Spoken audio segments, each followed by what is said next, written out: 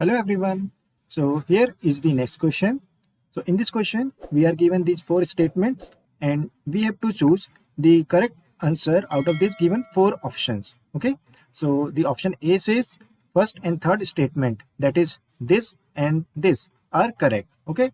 And same way B option says first, third and fourth statement are correct, and so on. So I will start the timer and you can read all these statements and you can pause the video and you can find the answer first, and then I will discuss the right answer. So let me start the timer. So I hope you have got the answer. So the correct answer for this question is option C. That means only the second statement is true. Rest all the three statements are false. So let's see each statement one by one. So first line says that this syntax of for is invalid in C programming. So actually this is false statement. Why? Because this syntax is actually valid. And for this, let me show you this into our IDE and in the C program. So here is our small code. Here I have used the for statement. Inside the body of for, I am printing hello. And in for, I have just put two semicolons and I have not written any expression. So let's compile this program and see whether this program will compile or not. So my program name is example. So I will write gcc example.c. So I can see that there is no compile time error. I'm not getting any error. Okay. So this syntax of for is valid in C programming. Okay. There is no error in this. Now if I run this program, let's see what is the output. So I will write ./a because my a.exe has been generated by this example.c. So let me run it. So you can see we are getting hello many times. That is infinite number of times this hello is coming. So let me stop it.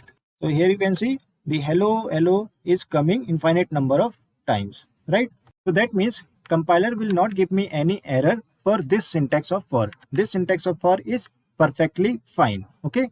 Because it is the minimum requirement inside for, that is there should be two semicolons. Okay, now any other statement, for example, if you write any expression here, a equal to 0 or something, a less than 3 and then a plus plus, all these things are like optional things. Okay, and you can just declare a variable. Okay, here in this case hello will be printed 3 times, but if you not write any condition or if you just leave this as blank, then there is no stopping condition actually. So this is a like infinite loop. So on running this program, I am getting hello infinite number of times. So if I run this program where there is a stopping condition, so you can predict that what is the output that we will get. We will get 3 times hello.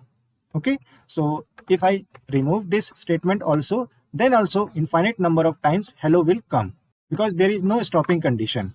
See, we are getting infinite number of times hello.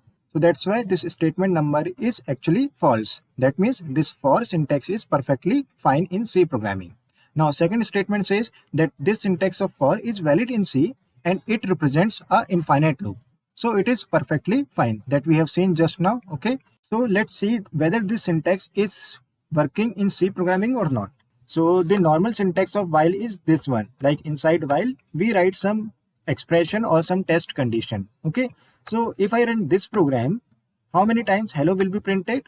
So you can predict that 3 times hello will be printed.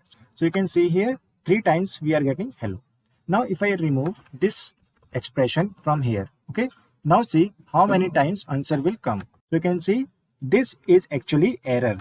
It is saying that expected a expression before this closing token.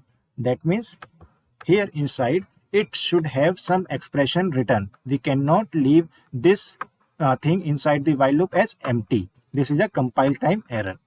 So that's why this third statement is also false.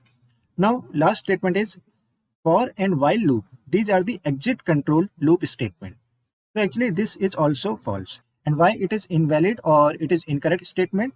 Because for and while loop, these are actually entry control statements. So as you can see here, inside for loop, we test the condition as soon as we enter inside this for loop. So entry control loop means whenever we are entering inside the for loop, in the coding, we are testing the condition on the first line only, here only. The same way in while loop, as soon as we are entering inside this while loop, we will be having condition written here. Okay, but if we see the syntax of do while loop, we can enter inside this do while loop for the first time without checking any condition. Okay, and you can see that after we are and you can see here, after we are exiting this do while loop, we are testing the condition here. Okay, so in this way, this do while loop is actually a exit control loop statement. Okay, but for and while, these are entry control loop statements.